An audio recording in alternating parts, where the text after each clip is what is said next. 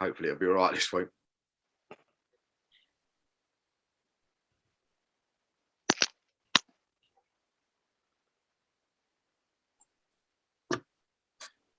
Right, it says we're live, so let's have a look. Yeah, we are. Yeah, it's on Facebook all right this week. Yeah. Yeah. I say last week it wouldn't have it, so I rebooted it 2 or 3 times last week and just wasn't having it.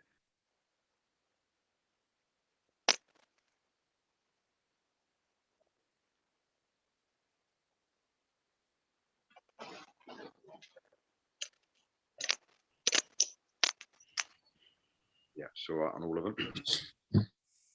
Right, so just give me a minute, gents. Let me just post it out and then I'm with you.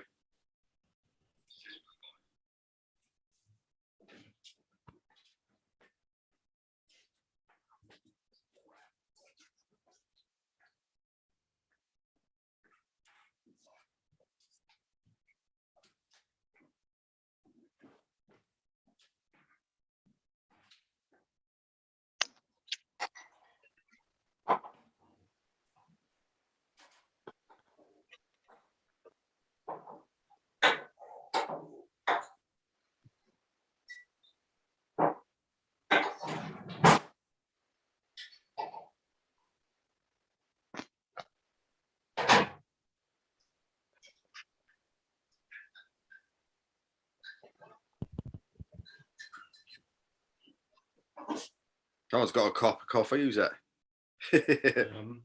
Michael's gone out to get him. He's making himself one, I think.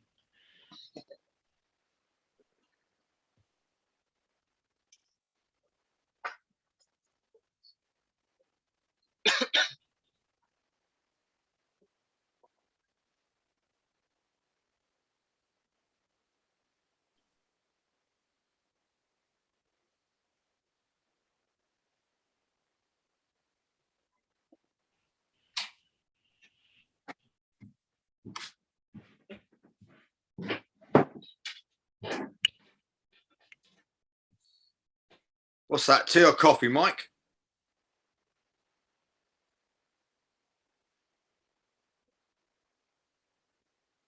I think he's frozen us, Dave. You're mad, huh? Otherwise, he's keeping very, very still. You'll see the cat walk in front of him in a minute on that.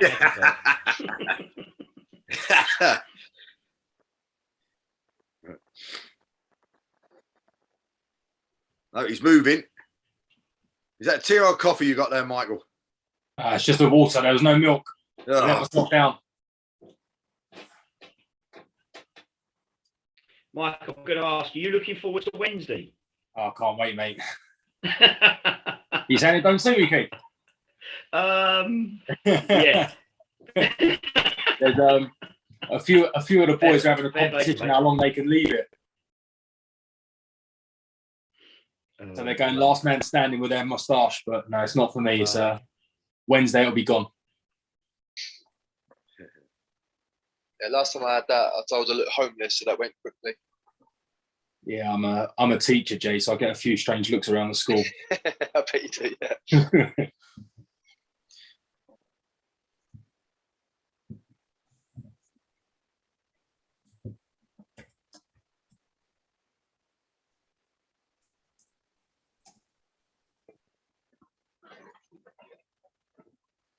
2 seconds and then we'll get going. Just let me last couple of bits.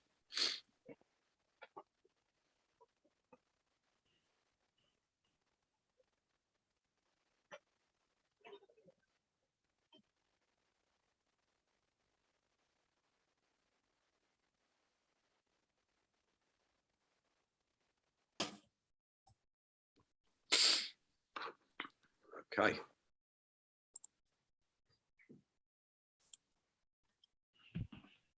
Well, welcome to the D&K Reposs Non League show, and we'll be here for the next couple of hours. And I'm really pleased to say that he's back this week. He's Mr. Keith McMahon. So good couple of weeks, Keith.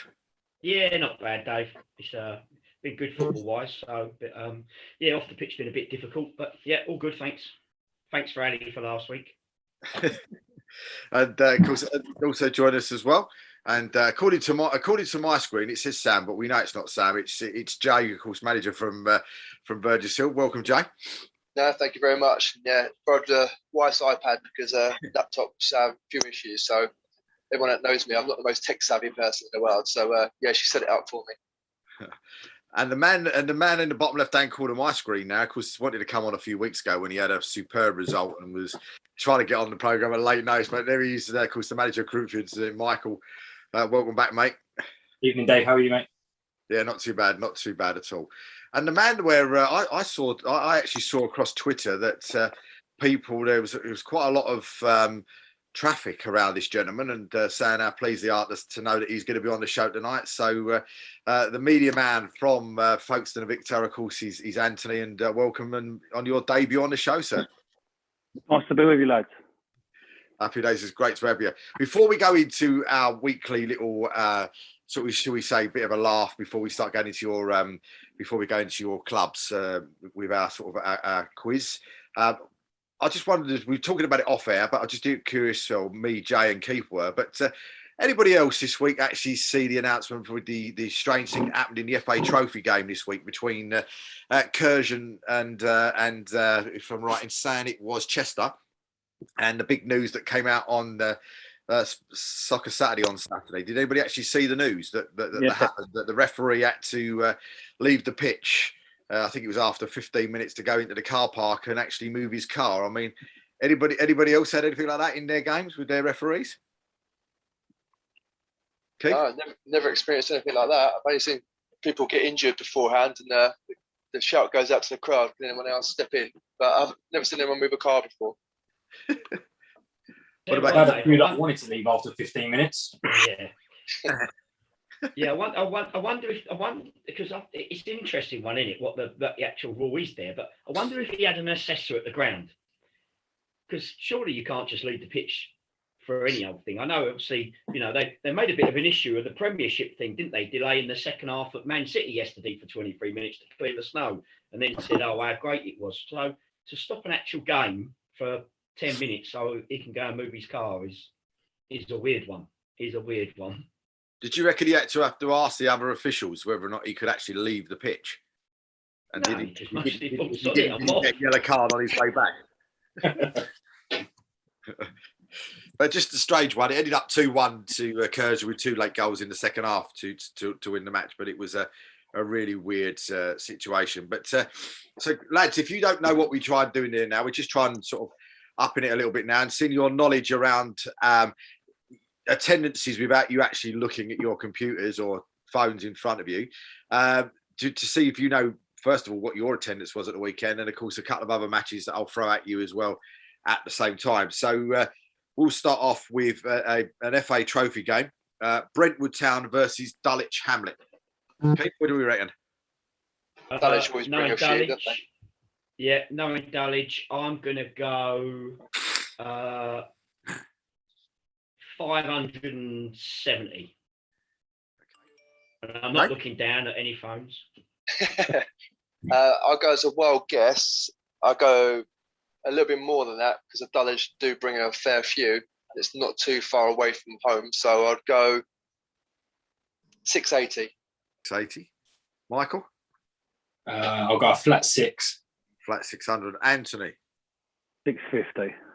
650? Yeah. Well, Keith was the closest. It was 550 at Brentwood versus Dulwich on the weekend. What about Chelmsford City versus Chesson, Jay? Chelmsford City. Chesson. I'm going to go 420. Anthony? 450. Michael? Yeah, slightly more. 480. Keith? 620. Well, funny enough, it was exactly the same. It was 550.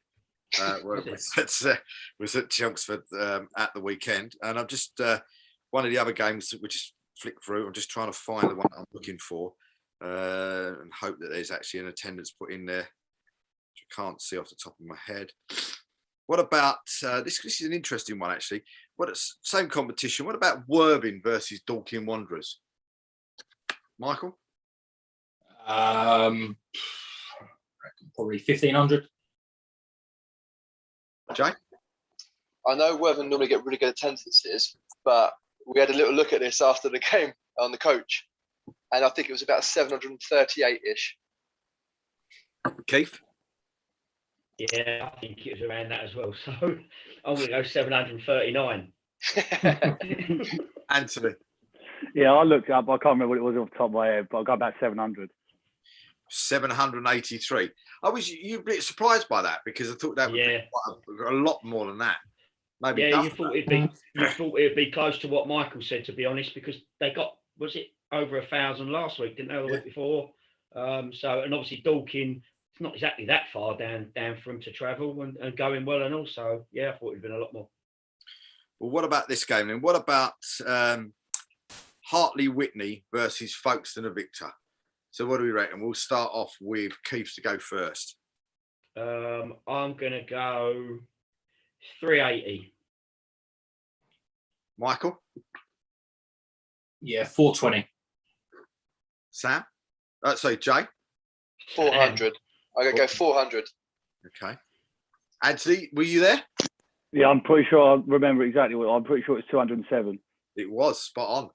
Second week in a row where someone's actually got their own one right, which is unusual, but it's been some time since people did. So let's go into we'll find it into the Isthmian. Where most of everybody's inside there. So what about East Grinstead Town versus Sittingbourne? Jay? 130. Anthony? 158. Michael? I reckon there are a few more than us, but not by many. I reckon probably 90. 90. Keith? 120. 120. 75. So if you're saying that then, Michael, are you confident you know how many's in your ground? I know how many were in our ground. We'll leave you till last then. So Keith, so this is Corinthian versus Chichester City. You can get your teeth in. Yeah, I'll go 68. Jay? I'll go 78. Anthony? I remember seeing this one as well, but I can't remember it. 70. Mike, would you want to tell them? We were 65, but not that you could see him through the rain. Okay, then. So what about Whitehawk versus Winstable Town? Jay? Whitehawk get a fairly decent crowd down there. There's all faithfuls always come back down there. So, but being the day that it was, especially down on the coast at Whitehawk, would have been blowing down there. I think you're probably going 200. Anthony?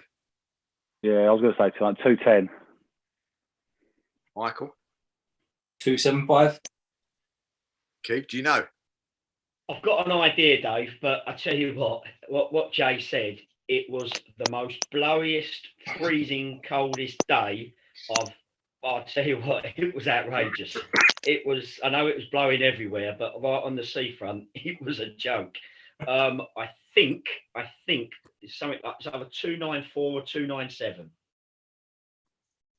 Neither. 292. Well, no, you've got to take the ref and lino off because they had to go at half time and move their car. What about Herne Bay versus Burgess Hill Town? Keith? Well, Herne Bay get a few, and I know the weather was shocking down there because obviously our committee drove down from obviously just before, but they do get a few, and I know Burgess Hill bring a few, especially with the nutters with the drum. We can't in the drum. I'm gonna go 440. Michael? I'll go slightly less. 320. Anthony? 350. Do you know, Jay? I think I do, yeah. And I think Herne Bay would normally get a lot more down there, but I think the old conditions threw them off a little bit. So I think including the bloke with the drum, I think it was 298. It was spot on. What about this one? This one's a bit of a surprise for me because I didn't think things must be going well. So there's your clue. Ramsgate against Cray Valley Paper Mills. Yeah, that's top of the table clash, Dave. That one though. Yeah. So made it free as well, didn't they? Yeah, it was free. So yeah, 700 and something, 760. 760. Jay? Again, I know it was free. They opened the gates up for everyone, so I'm going to 740. Michael? Yeah, 775. Anthony? 701. Oh, you were quite close. 703 was the answer to there. I mean, while we're on that subject of your division, guys, I mean, at least three of you, what's the situation going on with Hastings? Because, you know, I mean, literally, they're one of those sides that you would expect to be, you know, absolutely flying as they have been for, you know, the last few years. And yet, you know, they're outside. I know people say, yeah, but they're only 6, Dave, but you would expect them to be a lot higher up than that. Well, I think me and Michael's played them recently, so we must have been unlucky because we got them on a really good day. To be honest, it was a few days after Chris had left. We went down there, and to be fair, when we got back in it just after half time at 1-1, we was all right. But they were very good. But they've lost a few, Dave, as well. A few players, and sometimes, you know, I think you just got to give credit to the other teams because there's not a poor side in our league, and I think the other two lads, when we speak to you, will tell you that. And I think that they've just been, you know, the other teams have done their own work and you know and getting results against them now. It's that close. So you know, they still are a very, very good side, though. Would you agree, Joe? Yeah, they're still a very good side. I mean, and Aggie is a very good coach who's now left and obviously gone to Stevenage. And he had his own style of play and his own imprint that he wanted to play. As I said, they were a very attractive sort of football side when he was there. Not saying they're not now, but I think it's going through a transition sort of phase with the new guys coming in, Gary Elphick and John Meaney, again, who are two good football people. I know, you know, both of those guys as well. And I think they want to put their own stamp on it. So I think he's just going to go for a little transition stage where they get their own players that they wanted in. And whether that's disrupting the team a little bit more at the moment, we don't know.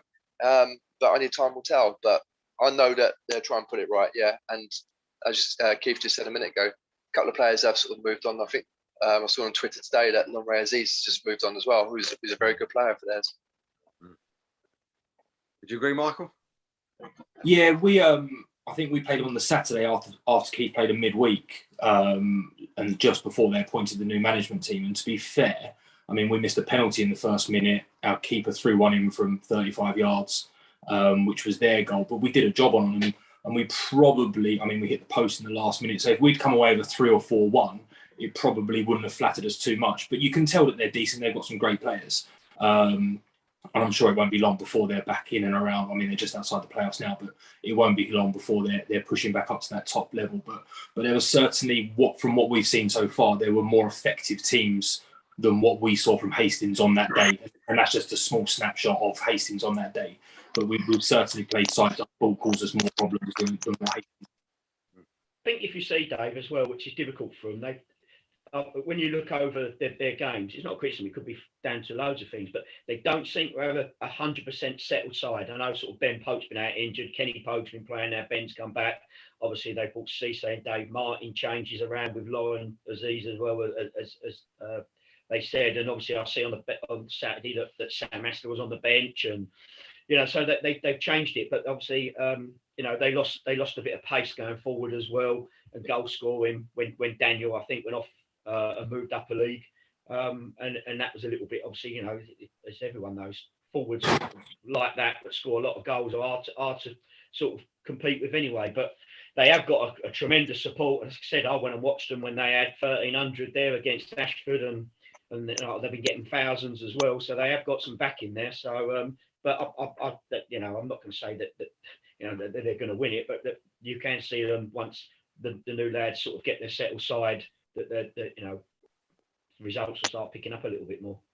We're talking of sides, you know, in your league as well. The other one that you know, I've got a very much a soft spot for, and I know you certainly have, Keith. But I mean, how concerned are the people at Phoenix? And I know Steve's gone back in there, so I'm not necessarily saying he's not going to turn it around, but I mean, how concerned are they down there? Because it's not been a great start so far. No, they're very concerned, Dave. Obviously, you're going to be same when I took over at Whitstable.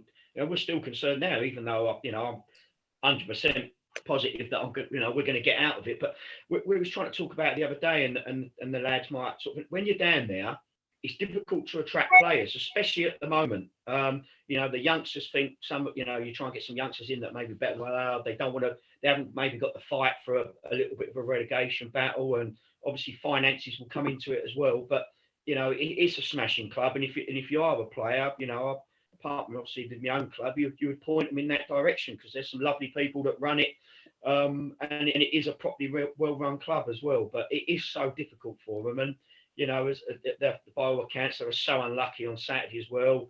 I think they equalised in the 90th minute and conceded in the 95th. So things are just not going their way as well. So. But I'm talking to them. Of course, they're concerned. They wouldn't have made the change either with Paul if they wasn't concerned. So, but if any club can get them out of it, I'm sure that's one of them. Yeah, just looking at it, they've not even won a game at home yet either, have they? No, I think I think they've lost. I don't know. It's 16, 17 on the spin now, Dave. It's difficult. This league, this level of football is so difficult. And Phoenix will tell you they've been punching above their weight for years, and they've been brilliant. And they still, I still believe they can do it. They can get out. But we're not even halfway through the season yet. So as much as people will panic, and you do, I think there's a lot of points to go for yet. And I'm pretty sure, I'm hoping, as well as us, they start climbing the league. Because it just seems to be that, as you said, there seems to be, between you and Phoenix. You're what, third from bottom and now bottom, and 7 points already there, isn't there already? Yeah, we won the last two though, Dave, and that's all you need to do is go. We're only 6 points off 12th or 13th place as well. It's so early, and we have JHL. We played them the other week, and we weren't at our best then, but you just need to find a way to get results. And confidence is a huge thing as well. To try and get that first win is massive. And once you get it, then obviously, you can lift the changing room and you can go on a run of 3, 4, 5 games, and then you're in a different position. But I think it's just cool heads, believe in what you're doing, believe the way that you do things is right. And Steve, and he is an hard-working manager, he's going to have to work hard. And as much as myself and Michael and Jay does as well. So, I've got everything crossed through them, and obviously, apart from my own club, if I can help them out, I will. So, I mean, as managers, and press man, you've seen it for years as well, Anthony.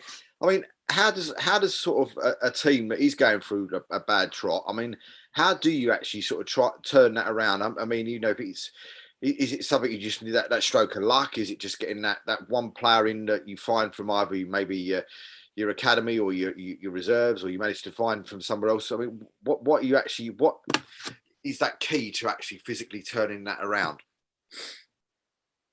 Well, we had that at the start of the season. We played our first 4 league games. We lost all 4. Ironically, Phoenix is one of the teams that beat us. I think it's the only win that they've had this season with it, which was their second game of the season. And we had a cracking first half. We should have scored plenty of goals in that first half, and it just come back and bit us in the backside in the second half. We didn't put those opportunities away. But as I said, we were looking, where we're going to get our first win for. And then, as I said, it took us 5, 6 league games to get that. We had a really good win away to Ramsgate in the league. And then we also just gone on a sort of a 9-unbeaten run, which, like Keith said, you win a couple of games, all of a sudden you see sales 5. We were bottom, and we just flew up to ended up in 9th, and then because we drew at the weekend, we went down to 11th. I mean, is it that though, that that one sort of thing where a shot goes off someone's backside or something along those sort of lines, and all of a sudden the confidence starts to to rise and off you go? I mean, is it as simple as that? It's not as simple as that, Dave. Nah, to be fair, I walked in the changing room at Whitstable, and they were second from bottom. I think they only had 3 points, I think, or might have been a point. Sorry, I can't remember. And confidence was rock bottom. And there were some very good players in that changing room, and they were just rock bottom. And you know what me and Steve tried to do was just breathe a bit of positivity around the place, tell them how good they were, you know, give them everything, try and do things upbeat in training, a bit of intensity, you know, and try and get that feel good factor to make them want to come, make them want to enjoy it. Obviously, you know, you bring your own players in over time, but you want to try and make them trust you and believe in what you're doing. And to get a changing room that's all together is the main thing. You know, your first win, you've just got to tell them to believe it's going to come. And if you work hard and you stick to your beliefs, it will come. If you just take things for granted and just turn up and don't put the work in, you're going to struggle. But you know, you could say it's a little bit of luck and things can go your way, but you've got to make your own luck as well. And it could be something like as silly as you just said, but normally you've got to actually make the changing room believe, make all them players believe that you're the person to get them out of it, and they're the people to get them out of it. It isn't an easy thing, I ain't gonna lie, but it doesn't happen overnight either. You know, we walked in and we won our first cup game, and then we played Phoenix and beat them, and people were like, "Oh, you've come and saved us." It was never ever going to be that easy, and it does normally, you know, a pre-season 6 to 7 weeks to try and get yourself, you know, where you want to be, and that's how long it basically took us to sort of try and get even where we are now. And Steve's going to have to do that as well. But you know, I don't know if Michael's gone through it, but it's not as easy as you think. But it is. You just got to believe in what you know what your football pedigree is. Michael, would you agree? Yeah, absolutely. I think first and foremost, it's hard work, isn't it? You've got to work hard as a manager and as a management team, and then you hope that little bit of luck or whatever it is in the game goes your way. But if you're working hard and you've got faith in your team and you're doing all the right things off of the pitch, then you've got to trust that it will turn. And I think if you show that belief, and like Keith said, you make training upbeat and you're going through a poor run or whatever it is, it's easy to come in and beast the players and make them run and whatever else, when you probably need to flip it on its head and make it a bit more enjoyable and make the players want to be there rather than running up and down hills or road running or whatever it might be. You've got to try and get that little bit of belief and enjoyment back into the players. We've obviously been lucky over the last couple of years where we were in the scaffold that we've probably won 90% of our games for 3 years. So we're very much in a different place this year where we're not winning every single week, and it's taking some getting used to, and that's for the management team, myself, the players, and it's completely different. So I wouldn't say we've been on any horrendous runs so far, but it's a different feeling amongst the players where we are so used to winning games of football. Do you see that? Have you ever seen that down at yours, Anthony? I mean, we know you've got Cugs in charge, so maybe not. But I mean, have you ever seen that happening down there? No, to be fair, luckily I've been involved with the club. We've been pushing for promotion every year. To be fair, it was like the year before, I think I sort of got involved that we were struggling down that end of the league. So it's not been too bad, but we didn't have a great start last season, but it wasn't terrible, and it was just a few things that weren't quite. It was adjusting to us losing a couple of players. We lost Kieran McCann and Ira Jackson. It didn't quite click. But no, it wasn't quite. Luckily, I've not been. That's one thing I do dread, is if you end up in a situation where I've got to interview the manager and stuff after a bad run, it's not quite as enjoyable as it is. Like Saturday, I can interview a couple of players and stuff, and everybody's happy, thankfully. So there's no need to pick anyone up or anything like that, thankfully. Tell what it is, though, and Michael said it about the hard work. And I can only go off the tell. After Saturday's game, I was physically absolutely knackered. Not only did I feel like I've been sitting in the sun for 30 hours because I was absolutely windburnt, but I come off the pitch because we're obviously in the situation we are, and you're kicking, you're volleying, you're diving in the way of every single ball, and you know, and the wind was so loud, you know, and you're screaming at your top of your voice so players can sort of hear you. And I was knackered. And when you're down there, because, you know, at every point's vital, don't get me wrong, but it does take a lot out of you. And the hard work is a major, major thing. And you've got to put it in, not just for that 90 minutes, it's the whole week, getting the right players in, doing the right thing. And you just got to get the players that you think are going to fight for you to try and get you 1 point, then 3 points, you know. And I think when you first go in, and Steve's mostly doing this now, you get a rough idea which ones are going to fight for you and which ones aren't. And is that then, I mean, I suppose, is that sort of thing then that you've then got to try and weed those sort of players out? You know, you look in your dressing room and just turn around and, you know, look at the players that you feel maybe not up for it and sort of move them on. 100%. Yeah. Yeah, we're probably in a slightly different, maybe unique position that we haven't maybe got the luxury of chopping and changing as freely as some other clubs.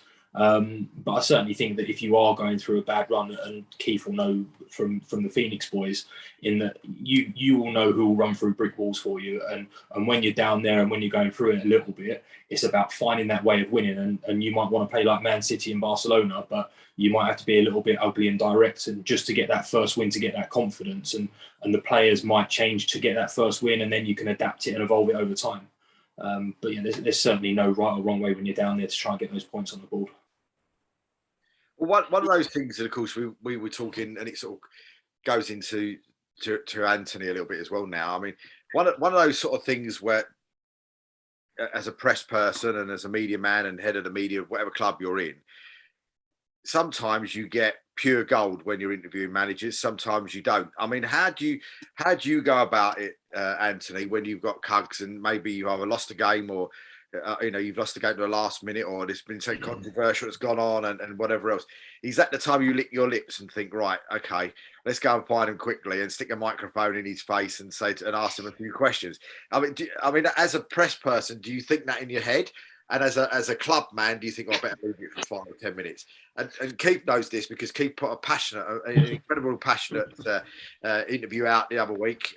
You know, when his media man shoved the microphone straight in his face after the game. So, but as a media man, do you sort of lick your lips at those type of interviews when the manager sort of shoots from the hip, or are you one of these sort of media men that sort of knows that maybe Cugs isn't in the best of moods and you're going to leave it until he calms down a little bit before you stick the microphone in his face? Yeah, I know when it's best to leave Cugs till Wednesday morning after a Tuesday night defeat. To be fair, I'm not going to go and stick the microphone in his face when we've, you know, got beat 5-0 at Carshalton on the Monday night. I knew I'd see him at the ground Tuesday morning and let him cool off a little bit. It wasn't great weather out there either, and I'm standing outside the changing rooms and thinking, no, I'll see you in the morning, boss. So I'm not doing this now. But I mean, we had. As a media man, Anthony, did you really want to get that interview then? Did you really want him to come out and shove that microphone in his face and go, "Come on, give me some gold here"? Not one bit. But we did. We had that controversy. We had a bit of controversy at the start of the season where the goal didn't get given. It was over the line, didn't get given, and he's come to me at half time and said, like, "Oh, he's absolutely raging. Like, have you got them?" I said, "Yes, boss, I've got that. I could show you that." So when I showed him it after the game, before we've then talked, I know that he's going to speak here honestly and openly, and he can.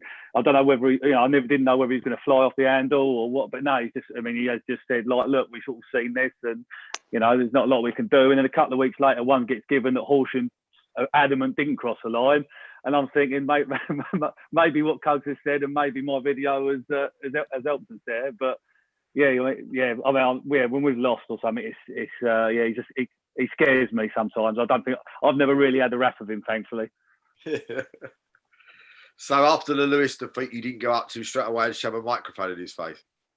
No, after Lewis we had to, unfortunately. I had to, although it did take a little bit longer, and I missed my train and ended up going home with the kit man instead. So, Dave, as managers, and I think Michael and Jay will say, it's part of obviously your job, especially if you've got a fan base that want to listen. But and listen, as much as I was passionate the other day about Chichester, that is just me, and I was, in most of my interviews. But when I went to do the interview after Whitehall on Saturday, it's straight away they're there, and they want to talk to you, and they're lovely people at George and Ethan that do it at Whitstable. They're brilliant, and they give their time up. They're young lads, and the first thing they went to me is, I think it was Matt this time, went, "Can you just try and stay still, because you move all over the place when you talk?"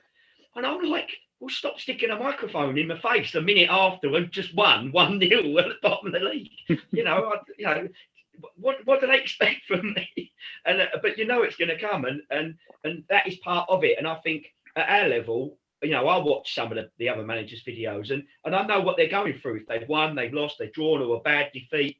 And I think that's part of the fun and part of the. And if someone actually done a little montage of all of ours at the end of the year, they could earn themselves a few quid, you know, because some of them will be hilarious. Yeah, I think it'd be a good one for you to do, Dave. If you open the opening second of any interview, see what the manager's face is like, and then you can say, did they win or lose? Yeah. Because that their eyes, their body language will tell you before even opening their mouth exactly how it's gone on. Yeah. And emotion, as you said, in the games, just it does. You can't help it. That's what keeps us a passion in the game.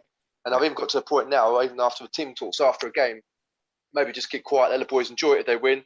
If they lose, just let them think about it, and then we'll talk about it on training on Tuesday, where I emotionally calm down and for a bit more constructive when I do speak to them. But do you ever get to that situation where you think to yourself, oh, I'm really angry here, I'm cheesed off or whatever, I'll let the assistant go and answer get the questions fired at him instead?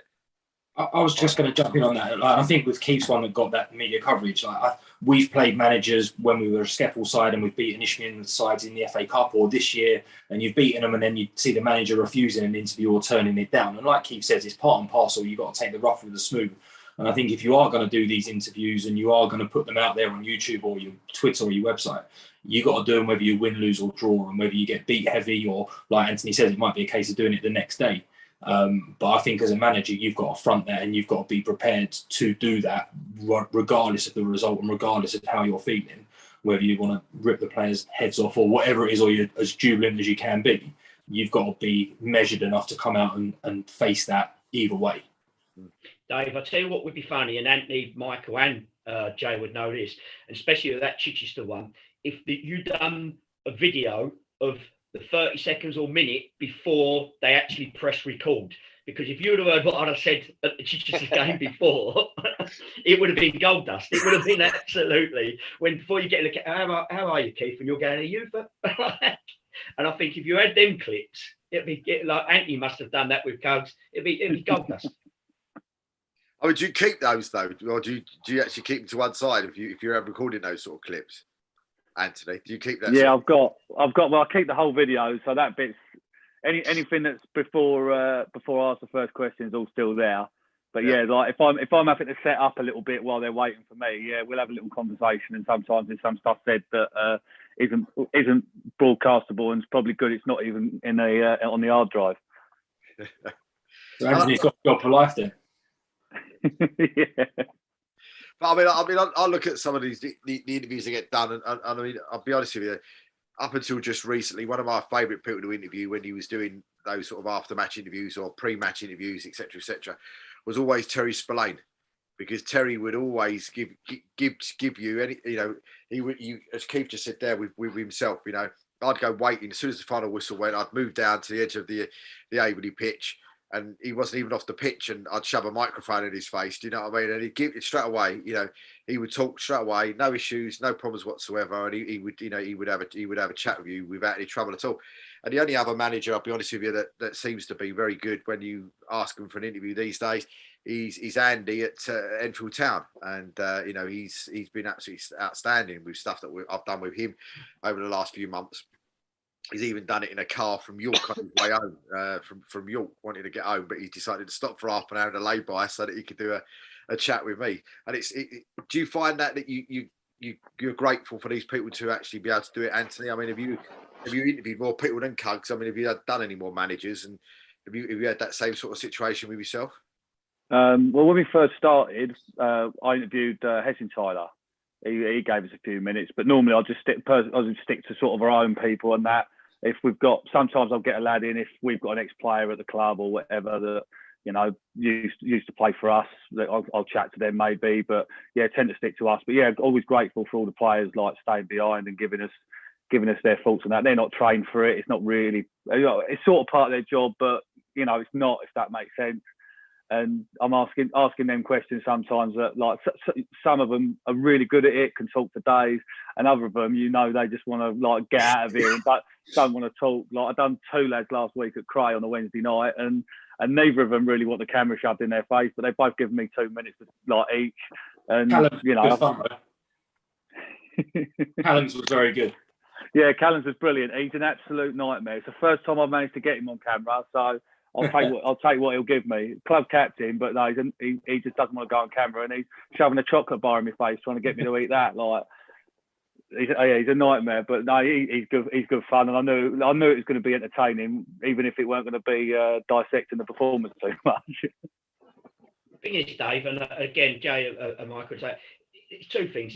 If the club didn't want you to ask you to do an interview, then there's obviously something wrong, right? So but you know, like I said, at Whitstable, we've got a supporters trust that is off the charts, and they helped pay like one of our players' wages.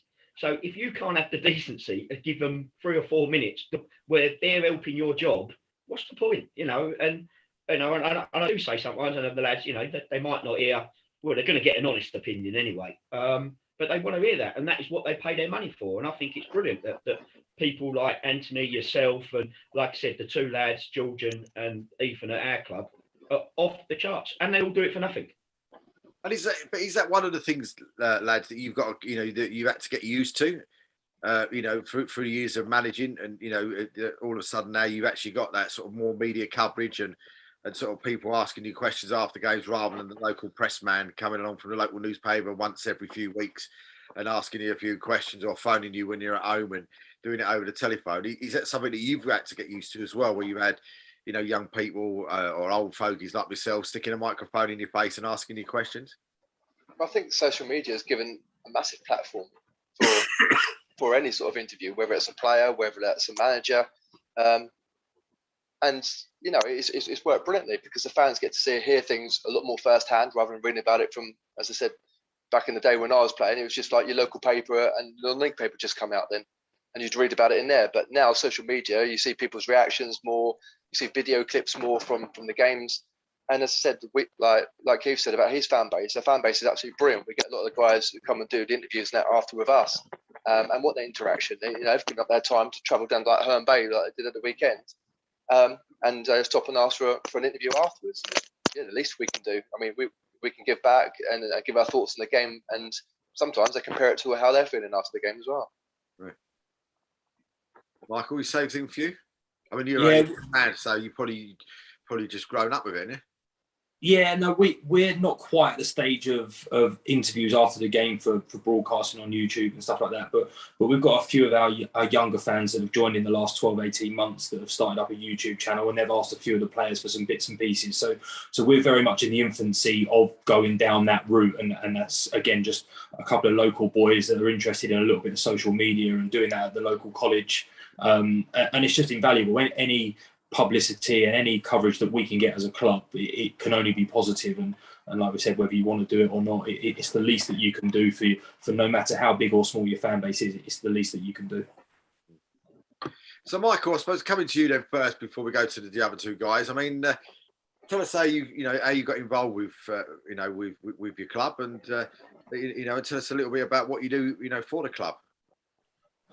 So personally been at Corinthian now for probably 10, nearly 11 years, maybe slightly longer, in varying capacities, a player in the Corinthian first season back in the Kent League as it was then, left, did the circuit of Kent non-league clubs as most people seem to do back then, came back and managed the reserve side, under 15s, under 18s, and then I was managing the under 18s when the last manager left and the chairman asked me to step up, and that was about 5.5, nearly 6 years ago now. So I've been managing the first team, and then just trying to help around the club where possible with improvements like the social media side, and we're very much a very small family run club. We don't have loads and loads of supporters and stuff like that, and we have 2 or 3 people behind the scenes, and Keith knows the club, and they work tirelessly behind the scenes to keep this club going, and they do everything for this club. So whether it's the social media or whether it's secretary work or the chairman, that there are very few people at Corinthian. And that's why as a manager, obviously I'm very fortunate to be managing the first team. And we've had some relative success over the last couple of years. And for me, it's extended to helping in whatever way possible. And that's going to watch games, of course, in terms of our under 18s and our 23s, but it's just chipping in. It's the kind of club that once you're involved with, you try and get involved as much as possible in whatever capacity it might be. And I suppose one of the things is, if you still, I know we've asked you this a couple of times when you've been on before, but is a sniper still in the trees? Yeah, again, thanks for bringing that up, mate. We try and forget about the Vase. But I mean, with that, I mean, you did brilliantly in the Vase a few years ago, and and I mean, is that still something that you look at when you go into the trophy now that you're trying to sort of emulate? And as I think of what we've said to quite a few of the clubs now, does Hornchurch sort of making it? I know they're a step above yourselves, but with Hornchurch actually winning it last year, does that sort of breathe a little bit of hope into those games where maybe before you're going into the sort of trophy to think, well, look, the further we go, the more money we get for the club? Is it now almost a case of, well, hang on a minute, with the right draws, we can take the money, but there is a chance that we could win it at the end as well? Yeah, I think we went into the season not really thinking about winning the trophy. I don't think that was ever on our radar. Our objective was just to win as many games of football as we can, and that's still the case, whether that's the Velocity Cup or the Ken Cup coming up. It was the first time the club had ever played in the trophy, so we wanted to win our first game, which we did against Grays. We then got knocked out in the next round against Brentwood. So we wasn't too disappointed in terms of it was never our aim to do that. Certainly when we were in the scaffold at step 5, the Vase, you always set out to want to do well, and we always set out to be in the Vase when the season turned to January, so you got to those national stages because it's a fun night out for the boys and a bit of travelling and that experience of going away. And the season that we got to the semi-finals, we just got on a bit of a run. We had momentum, and it was unbelievable. And we were 4.5 minutes away from going to Wembley. We gave away a penalty in the 89th minute, and then we were 3 kicks of a football away from Wembley. So it's still raw, and I know it's still raw for some of the boys, and I don't think we'll ever really get over being that close to Wembley. But again, the trophy gives us an opportunity. I think first and foremost we need to establish ourselves at this level, which is going to be a challenge. But absolutely, I think, like you say, when you look at the likes of Hornchurch, if you get a good run and a little bit of luck on the way, then why not? And of course, you've got your game at the weekend is away to Jay. So I mean, fancy your chances. He's not listening, I promise. Is he not? Yeah, no. It's I'm hoping they all play tomorrow night and all get injured. So it's I hope he doesn't make 20 changes and it's not a wasted journey for me tomorrow night. But yeah, no. Listen, I think Jay said earlier, didn't they? Burgess Hill, they didn't have the best start. But when you look at their recent results and they're 8-9 games unbeaten, they're just above us in the league table. They're in that mid-pack that we're trying to compete with. I went and watched them against Faversham the other week when they won, and I was really impressed. They got some really good players, really solid throughout. And it'll be a game. And this is what I say about the difference between step 5 and step 4. And Keith said a couple of times is there's no poor teams. We were poor on Saturday ourselves. We didn't turn up. We got beat by Chichester, and deservedly so. The only other game I felt like that for us personally this year was when we got beaten at home to Whitehawk, who we had watched on the Saturday, got told you'll be all right, and then they turned up and absolutely masterclassed us for 90 minutes. We didn't get a kick. But other than that, we've been competitive in every game. And I'd like to think Saturday, Burgess Hill will no doubt be the favourites. They're on a great run there at home. We're coming off the back of 2 poor results, but we'll set up. We've done our homework. Again, we'll try and make it as competitive as possible. Yeah, I mean, some people don't they turn and say when you beat a big club, you want to go and follow it up and sort of do something in the game after. So I mean, I know you managed to you beat Hastings and then sort of then played East Grinstead and got a 0-0 draw. Do you as managers sort of think that way, that you've just beaten one of the top sides and then you've almost given 2 points back to the rest of the pack by in your next game going in and drawing? Yeah, again, I think for us, we're at the stage where we're still very much learning. I know we're 15 games in now, but we're still learning about the level, and it is different to step 5, and it's a slightly different style of football. But the frustration is not that we look at it that we've dropped 2 points against East Grinstead, because both teams probably left thinking that they could have won that game. But it's just that level of consistency throughout. So we've put a couple of good results together, and then we probably looked on paper at Faversham at home and Chichester at home and thought we'd probably get 4 to 6 points out of that. But we, for whatever reason, didn't. We've gone through both of those games without scoring a goal. So I think that just shows how close and how fine the margins are at this level, that if you don't quite get it right on the day, or you're just not quite on it, then you'll get punished regardless of who you're playing. Like I said earlier, Hastings weren't on it against us, and we deservedly beat them. And I think probably every single person in the league will say Hastings are a bigger and probably better side than Corinthian. Okay. No, he's right. Exactly what you're saying, Dave. Just out of experience, you can never go into a game thinking I'm going to get 3 points. I think you get a rough idea. I said to you at our game at Hive the other week after, I made a few signings after the Burgess Hill game, and I just knew at training that we was going to get a result. You just get that feeling, but as soon as you start sitting there looking at thinking, well, there's 3 points there, you lose, because football bites you up the backside, and it always is the case. And as I said, in our league, at this level, anyone can beat anyone.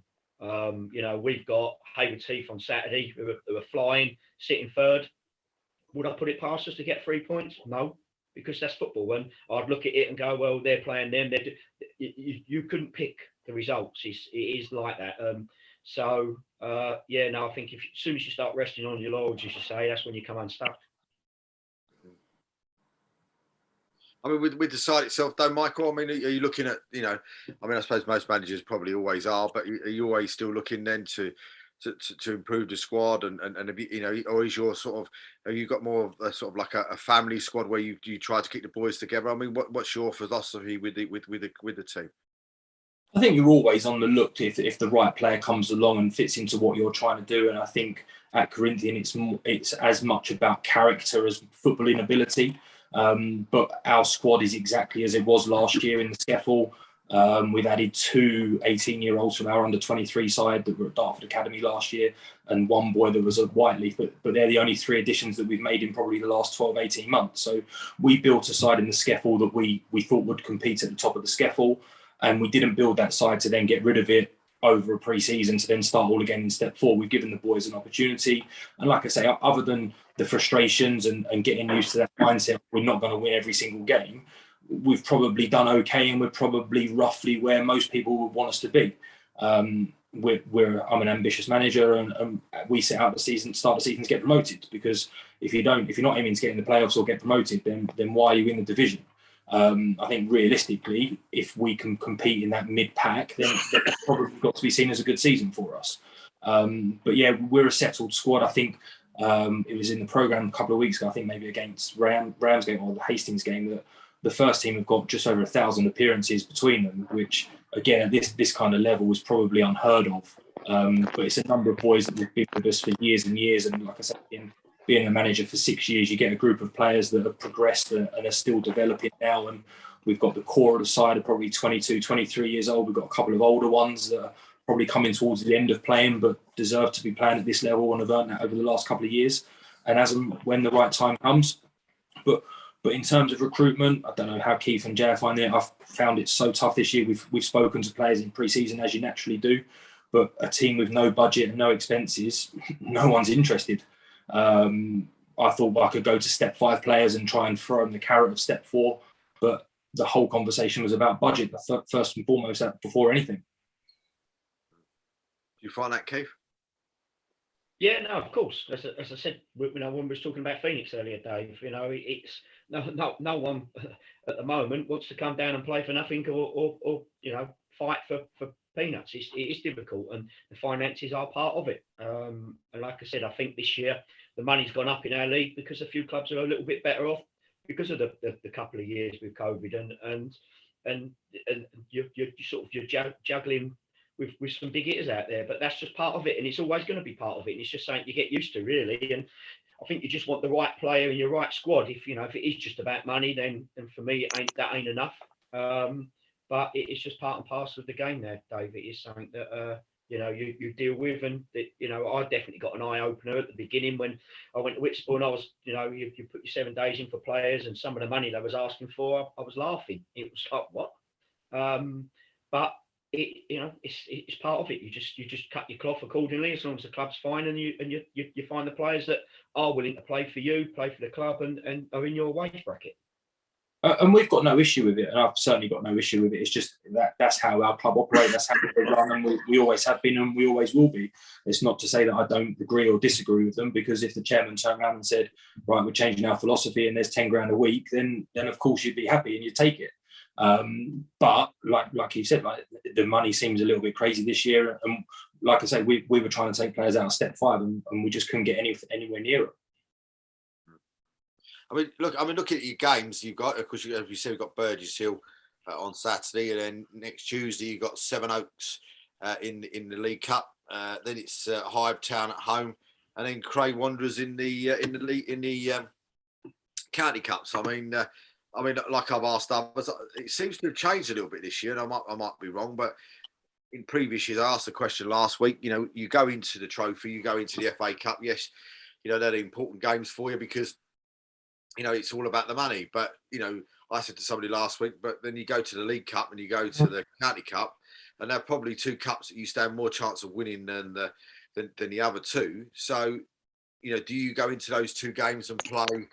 Again, I don't know how strong your squad is, Michael, but did you go in and play your full strength side, or do you go in there and mix and match it, or what do you do? And what's your thought process on, you know, do you just go into it to play your fringe players just to give them a game, or do you go into it to think, well, if I probably first team out and we're on a run, we can keep the run going and maybe go all the way to the latter stages?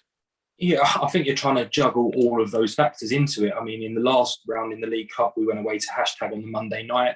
We made 7 changes. We won 3-1, and it was good to get the fringe players or the players that maybe haven't had as many minutes. It was good to get them some minutes. We're going into Saturday against Jay's side on 2 bad results. So a third bad result probably changes the team that we put out on the Tuesday night. When I sit down and I've looked at the plan over the next couple of weeks, we've got a team for Saturday. We've got a team with a few changes yet again, because if we're running with a squad of 18, 20, 21 players and we're not using the midweek games to be playing those players, then we might as well not have them, and we might as well just run with a 16 or a 14 or whatever it's going to be that we run with. But whatever side we put out will be a side to go and win the game of football. We will never go into a game of football just putting out players because they haven't had a couple of minutes. It will be a side to go out because we want to win that game. So we will make changes, no doubt, on Saturday, and then we'll make changes from Saturday into the Tuesday. We've not had too many midweek games so far this season. It's been a bit of a strange season. I think when we come up to this level, everyone said, you'll be playing Saturday, Tuesday throughout. And we've had very few, probably 3, maybe 4, including the cup games. So although we've run with a bigger squad, we've gone Saturday, and we've had to use the 23s to build up the minutes, which isn't always ideal, but it serves a purpose. So yeah, we want to win every single game, and we'll pick a side that we think can win, whilst also balancing and making sure the boys get the minutes that they need. So where is your mindset then with that? You know, you said there, you know, it was the worst case scenario, and you end up, you know, Jay's team take the points at the weekend.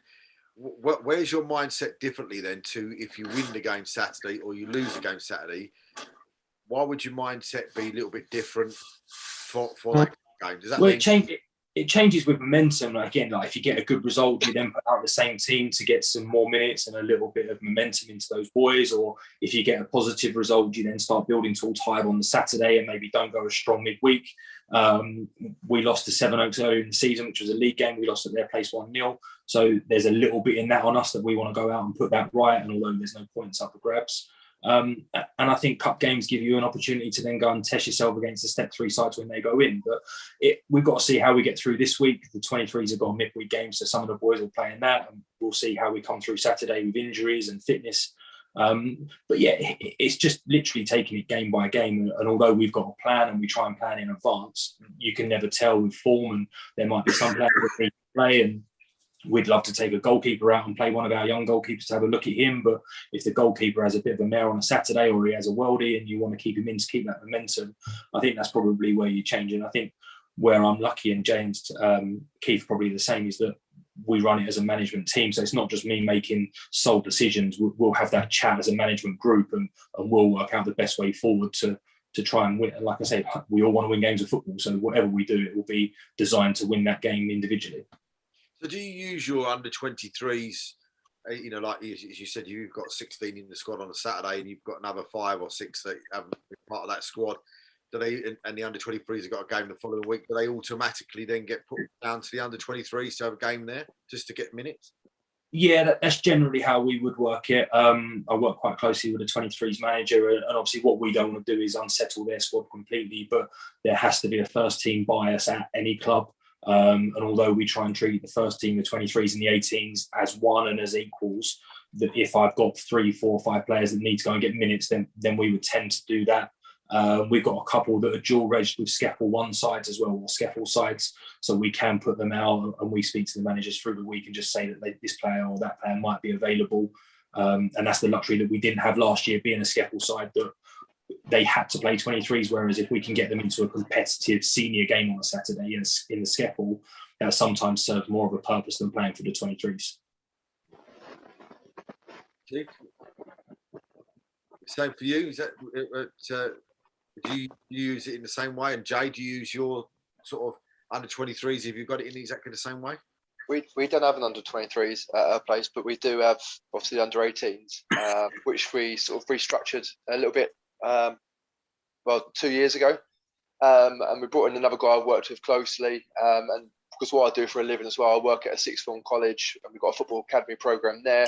We've tried to link that up with a little bit of a pathway through, and a couple of boys come through to us at Burghley 18s and obviously through to the first team.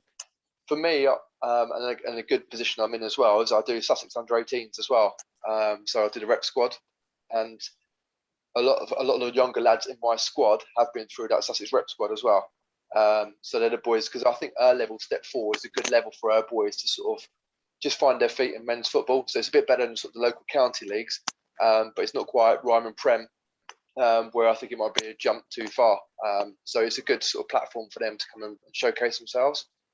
So if you look at sort of the average age of, say, our back line at the moment, other than my one who was captain at the weekend against Herne Bay, but he was 26. The rest of them were sort of 20 and under. So we're getting sort of a little bit of a basis of the young lads. And yes, I'm happy to use young lads. If they're good enough, then I'll use them. And that's a bit of a cliche thing to say, but I think, like Keith said, with budgets and some people asking ridiculous money else in the league, it's quite good to identify some of those young lads and sort of, they're not going to be able to play every week in, week out to start with. Some might be. Some obviously more developed and some more adaptable than others to play in it. But yeah, we're sort of a club that really wants to sort of progress the youngsters through. Does Cugs do that as well, Anthony? Yeah, we haven't got under 23s either, so it's a bit. I know we've got a cut lads out low at the minute. One on dual reg, Rollins and Blair. Although we sent him there last Saturday and the game got called off after 20 minutes, so that was a bit of a nightmare for him. We were hoping to get 90 minutes and then come back, but we've got a couple of young lads. Our young goalkeeper he's highly rated. Cugs has been raving about him for years, but getting in game time until we come into the League Cup and the Kent Cup's been a bit difficult. But he's keeping himself ticking over on Sunday mornings, thankfully, and. Yeah, another lad at the under 18s who can still play. He's around the squad. Luca Borello, he's a good lad. He's a good talent. Again, Cug loves him, but he's getting him on the pitch for the first team when you've got so many big games coming up. It's a bit difficult, but hopefully, I'm really keen to see what he can do when we can get him on the pitch. You know, in those cup games coming up hopefully after Christmas. Yeah, we haven't got a reserve of 23s yet, Dave. We've got a reserves. But they play on the Saturday, which obviously doesn't help a huge amount. But I took a few of them, as the lad said. Like, we've got 4 17-year-olds in my squad, so you know, I think you've got to use them to one, balance the books, but also if they're good enough as well. But you know, it's pointless having them if you're not going to use them. You know, it just doesn't seem it's pointless. But you know, that's your foundation. We've got an academy as well, so. You know, it's pointless looking. You know, I've been offered other players, academy players, and I'm going, well, what's the point? You know, how can you go to the chairman? Well, I've just took another academy lad, but I'm not going to use my own. So otherwise, it's pointless having them. So I think it is important. You look into your own club first as well. I mean, with that though, Keith, I mean, when you went into Winchester, did you actually, you know, look at the under 18s that you had there, or you decided to see if there was any players in it you could bring to the first team when you first got there? I walked straight in. We didn't have a game, so my reserves had a game, and I went straight to watch it. There was 2 lads I brought straight into the first team for the midweek game on the Tuesday. I walked in the first week. I went and watched the academy play on the Wednesday, and then I think the week after that, I went and watched the under 18s when I could as well. So I went and watched the whole lot of them within the first 2 weeks of me being there, and you've got to. Because I've always been one to bring youngsters through if they're good enough. The 2 that were good enough in the youth side, I was shocked they weren't playing. And one's a complete regular for me now, every single week starter. The other lads done well, and I've done the same at the academy with the 2 lads as well. You know, you'd be stupid not to. The youngsters give you a little bit of hunger. They listen, especially sometimes. You know, at the beginning, people were like, "Well, you know, would you play youngsters where you are in the league?" Well, yeah, because they listen to you, 100%. Not loads of them, but they listen to you, and they gave us some legs, and they've been part of the reason why the club's picked up. They might not have the experience as well, but they've got no fear, have they? They don't know different, so they don't know about being at the bottom of the table. They just want to go out and play football. And how is it, Dave, if you don't go and watch them? What are you setting? What sort of example? They've said, well, might as well not be here. I've got no chance of coming through. So, you know, there's just a balance you need to do about, you know, the only one thing I say, and I've had an issue the last week or so, is that a couple of youngsters have also let me down and pulled out last minute, and they don't understand that, you know, the commitment that's, you know, they might be able to pull out on a Sunday or the odd game here and there, but they can't do it at our level because they leave us like in you know, really short. Yeah. It's one of the things we tried to introduce this year with the youth as well. I wanted the youth to train alongside us, and I think it's really important that they do. And also, when the first team walk in, they shake hands with the youth team just so they're familiar faces. Everyone's got exactly the same sort of training kit, so the training from a youth team under 18 comes into the first team. He looks exactly the same. He looks a part the same as us. So for me, that was really important. And I'll always ask one or two youth boys to come and train with us as well. And that's the same. We're through to the under 16s. 16s now coming to train with the 18s. And it's, you know, trying to build that pathway up, which is really important. So for our club to be progressive like that. Yeah, definitely. I mean, Anthony, moving on to you. I mean, tell us a little bit about yourself. Tell us a little bit about, you know, when you first got down to Folkestone. I mean, you know, what's you know, what you do down there, you know, with the job role that you've got. I mean, I'll be honest with you, I didn't like even acknowledge the club really until a few years ago.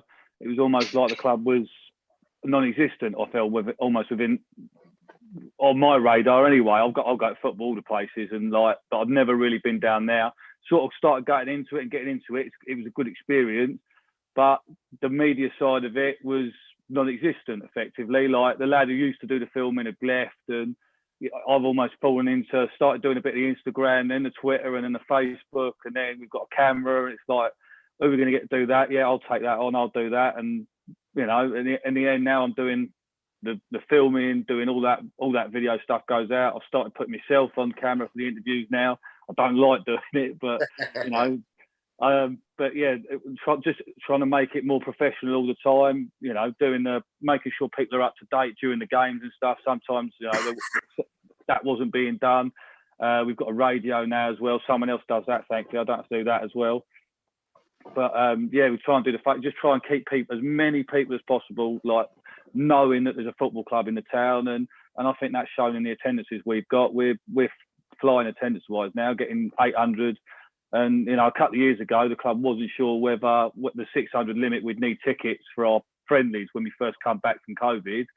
And we sold those 300 and then 600 out like that. It was a brilliant response from people. And now, yeah, so with that 600 limit, we smashed that, and we're at 800 every week. And it's great to see so many people down at the ground and enjoying themselves, and knowing that football's not just a TV show, and not just, you know, there is a football club on their doorstep. There's a good Saturday afternoon to be had out here when, you know, we haven't been at home for a few weeks, but when we are at home, you know, and getting people in. I absolutely love doing it for the club and being around, and, you know, maybe that'd change if we were getting beat every week, but we're flying high at the minute, relatively anyway. So yeah, it's really good. It's fun, and I think that's important for a non-league club to make sure people know that they're there, and try and get as many people through the gates. Try and use all the Facebooks and social medias that are there at disposal.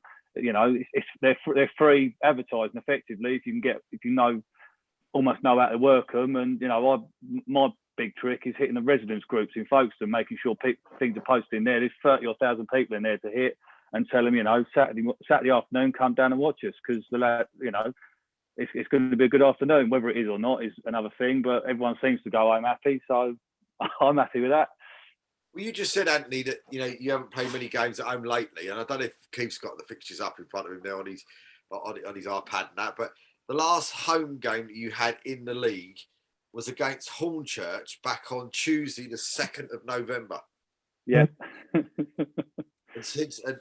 until you play another home game, you don't play another home game in the league until the 7th of December. So Yeah, it's only the a month before you play the second another game. But I mean, this weekend you're coming down towards where I am, my part of the country. You're coming down to play Enfield Town this weekend, and but that's going to be an interesting game, isn't it? Can you hear me, Anthony? yeah, I'm with you. So it's going to be an interesting game at the weekend. Yeah, I hope so. I mean, Enfield's always a nice place to go. It's a decent ground. They've got a decent support and that. And as I said earlier, we had that controversy with them when they come to our place earlier in the year. They gave us a good game. I was 0-0. We don't often get a 0-0 down there, but yeah, I'm looking forward to it. It's the games you're sort of involved for, isn't it? The big ones, and it could be a huge game when it comes to promotion or who's where in the playoffs at the end of the season. So it's not going to be easy, but I'm sure Cogs will have them up for it. It's nice to at least have this midweek off for the first time in a while. The lads can rest up a little bit and go into that full steam ahead.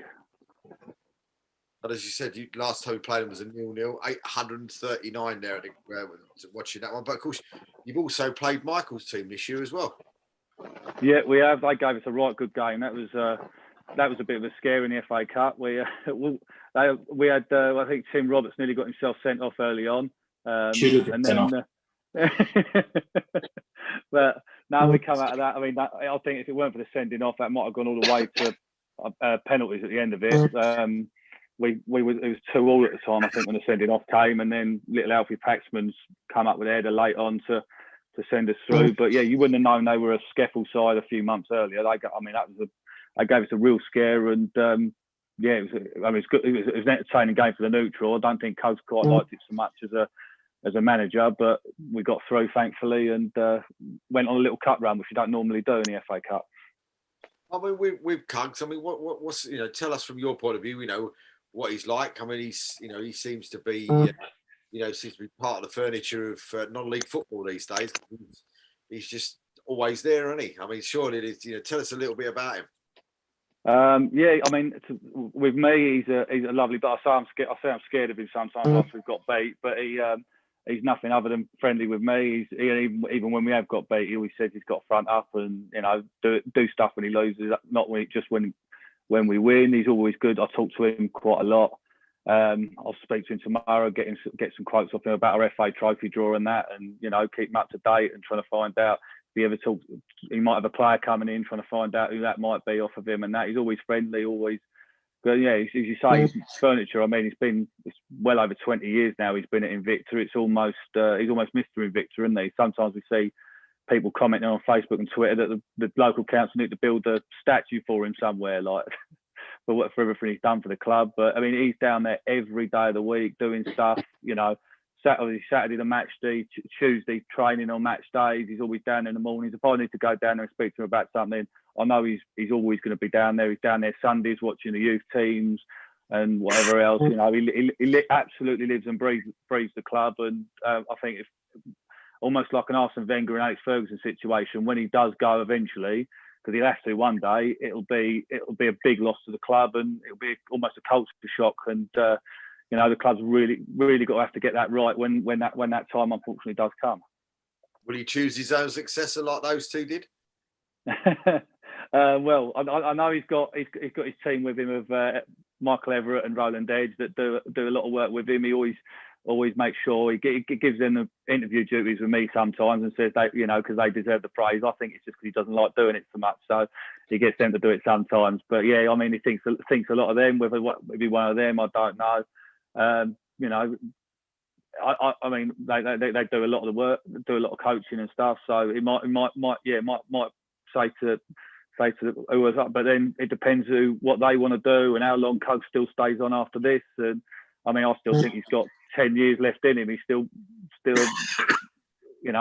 fresh of breath air around the club, even though he's been there that long. He's not. He doesn't look like he's ready to give it up just yet. Of course, the draw come out today for the trophy, and some people might look at your draw and go, "Well, nice easy one for you," but I reckon that one's going to be a bit of a toughie. Didn't you? At home to Uxbridge. I mean, they're flying high in the what we call the Jigsaw League, and the second position there. undefeated at home. They lost 2 games away. They're sitting they're 8 points behind the leaders, which are, of course, are Bracknell Town. But I mean, they're having an absolute fine season. So it's going to be a bit of a toughie.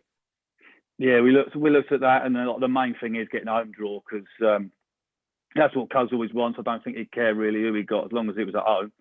You know, bar money, ticket money. Obviously, we split that in the trophy. But yeah, it's always better to be at home. But then you look at their form, thinking, right, they're second in their league, and it's definitely a potential banana skin for us. But you know, I think at home we can beat anybody. We had a really good FA Cup tie. We beat Gloucester. We had a really good home and away. We were a kick away from beating Eastleigh in the FA Cup, and then it was an absolute thriller down here in the replay on the Tuesday night, and we took them all the way to extra time. So I don't think we've got anyone to be scared of. But you know, I mean, you've got to treat them with a lot of respect. They're second in their league for a reason. I think they've won all 8 home games, and I think only lost 2 all season away from home. So we've got to try and be ready to make that 3. Yeah, because you say it could have been a bit different if it would have been an away tie at Uxbridge, because, as you say, played 8, won 8 at home there, so that might have been a little bit more of a toughie. But I suppose when Enfield come down at the weekend, when you go to Enfield at the weekend, do you think that the manager there? I'll ask him that question on Friday when I speak to him. But do you think the manager might be going to Cugs and trying to get a few pointers against Eastleigh, because Enfield have been drawn away to them in the trophy? Yeah, we saw that they got that draw. That's I don't know, is that at Enfield or Eastleigh? It's at Eastleigh. Yeah, that's a lot. Yeah, when we got down there, we were amazed at the facilities they had. I walked out on the pitch and thought it was 3G, but it's not. It's grass. It's just absolutely. It was spectacular. They've got one big stand behind the goal. They were an absolutely lovely club to go and visit. They were, you know, couldn't have been more friendly with us in both games. And yeah, I'm sure if Cogs might give him a few bits of advice if he wants to ask him about that when they see each other Saturday. Well, it's going to be a great game, as we said. You know, you and Enfield. I mean, you sitting in 5th on 30 points. Enfield sitting 2nd on 35, and I suppose a big help at the weekend with Worthing slipping up, giving everybody a bit of a chance. But I mean, it's going to be an interesting season with the likes of Chester in there as well, and Lewis in that playoff positions as well. Yeah, it's a really, really strong league. Cogs says it all the time. Like it's not going to be easy for anyone to win it. I think Worthing are probably the favourites to go and win it. But you know, there's so many teams out there get so many good results. Chester aren't good. Lewis have got, you know, the majority of that Cray team that was flying over the last couple of years. Yeah, you've got Bishop Staltford that wasn't even on my radar until, you know, about I think 10 days ago when I suddenly saw they'd gone above us. They're a really good side. So, you know, I don't think you'd be able to predict who's going to finish where until, you know, probably another 2-3 months time when, you know, you look at it again and think, because people are going to change players and try and build on what they've got. So I know Cugs is constantly saying he's looking for fresh bodies if he can find someone. So I'm sure all the other managers at the top of the league are. And obviously, you're flying, you can sell that to the players you're looking to bring in. Look, come and be part of a promotion winning side and a promotion battle. And you know, that's obviously the thing that got cut short for us the last couple of years is that promotion battle that, you know, sort of thing you want to be excited to be involved in and try and promote, from my side, promote that to the local people and try and get the bigger crowds in for them. So, yeah, hopefully we'll still be there or thereabouts at the end of the season and, you know, see where it goes and try and get ourselves our own playoff draw at the minimum. So do you know where you are in the form guide? I mean, you seem to be a very much a stats man. So if I was to say to you, whereabouts are you in the form guide over the last 6 games? Any ideas on where you are? It's not good. We have had some tough draws. We've had a few draws. We lost a couple. You've got and a table maybe 16th. So you are a very good stats man. You've got, I mean, as you said, last 6 games, draw 0-0 with Hornchurch, 0-0 with Cheshunt, lost 5-0 to Carshalton, 4-1 win against Wingate Finchley, lost 3-0 to Lewis, and then a 2-2 draw with Cray. To be fair though, Dave, there's some top sides they've just played in them 6. Yeah, you know, with Cheshunt now, with what obviously, you know, he's done over there. He's brought out, you know, Rowan Libbard in as well, who's a decent centre forward. I've known him really well. So yeah, they've played some really, really good sides in them 6 games. Any ideas who's top of the form guide? Chesson. They are. They beat Horsham 2-0, Crave 4-0, drew 0-0 with Folkestone, 2-1 Leatherhead, 2-1 against Worthing, and 3-1 against Wingate and Finchley. And then Worthing are sitting second, Bishop Stortford third, Enfield Town in fourth. And with certain games that you play, have you actually got one side, and this is for all four of you, I suppose, is there one side that when you go up against them, they really are the thorn in your side, and they are the team that it doesn't make a difference what you try, they always either seem to get that point off you, or they always seem to, get the 3 points off you. Now that might be at home against that team, or it might be just away against that team. Is there one, is there one side? And the reason I asked that for, I had a conversation just recently with Andy from Chesson, and he said to me that his biggest pain on the backside of a game was Bishop Stortford away, and they always have issues when they go to Bishop Stortford away. And they went to Bishop Stortford, a couple of days after I had a chat with him, and lost again. So, I mean, is that sort of, do you have that one sort of bogey side, either home or away? Keith? Oh, I don't know, Dave. I don't think you get. I think there's sides you sit there and think, oh, we're quite lucky here. We've got a good record down there wherever we go. I don't think there's one that I've always sit there and we've always lost. There's some you sit there, when you go, you're travelling down to Chichester and you're like, well, we've only been there a couple of times. That's half a long way to go, and and you've got some players missing. They're the ones you sit there and think, oh, great.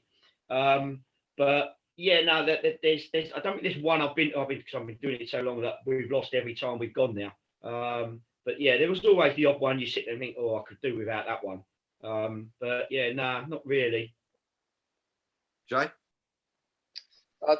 It's a funny one, actually. I think there are teams that sometimes the way your style of play against their style of play really affects the way you play. And that's obviously your job as a manager to adjust yourself and get involved in that. But yeah, I mean, I think over the years we've always had a bit of a bogey side. I don't want to say who they are because I don't want to give them the ego of saying that they've always pulled a result against us. And there's always been one side that has always been a good side that we've gone away to. For some reason, we've always come back with a result from them as well. And both of them are obviously in our league. So yeah, it is a bit of a funny sort of subject. But yeah, I do think you have a bit of bogey side sometimes, and sometimes you have sides that you somehow just sometimes get a little bit of luck against all the time. Michael? Yeah, I mean, as is probably more so when I first took over, we were bang mid-table of step 5, and Ashford, we just couldn't beat them home or away, and we seemed to play them in the cup every year, and we'd be ahead. And I remember one year Paul Booth scored in the 96th minute, I think it was, and they beat us on penalties, and it was always Ashford, and we drew with them 0-0 this year already. So hopefully we put that together. We've got them again in a couple of weeks, but yeah, I don't think you ever. I agree with what Keith said. Like, there's no one that I've ever thought, oh, we really don't fancy that. I think in step 5, Deal was always a long journey, and it's always a tough place to go down there. But our record over the last couple of years has been decent. Obviously, being newbies this year, there's no one that we've got that relationship with yet. But certainly for Ashford were competing at the top of step 5, we had no right to compete with them. But no matter what we did, formation, personnel, how we set up, they would always find a way to get one over us. Anthony, anybody that you look at? The two defeats that you mentioned we've had recently, Lewis and Carshalton, I think are two that we have funny records against. Lewis especially, I think we've played them 6 times in the last 10, 12 years. I think there's been one away goal in those 6 games. We've gone down there, lost 3-0, 2-0, drawn 0-0, just can't seem to score down there, and they can't seem to score at our place. So, and Carshalton as well, I think, especially looking at this year when it got moved to the Monday night, and I'm thinking, 2 days after we played on the Saturday on the plastic pitch, and yeah, it's one I didn't fancy, and maybe the players didn't as well, because we didn't really turn up that night, and I think it showed on the scoreline. So, all right, so spin it round the opposite way. Is there one match that you look at when you get your fixtures that come out, on your fixture list? Is there one match that you look at and go, that's the one I'm really, really looking forward to doing, and really looking forward to playing either home or away?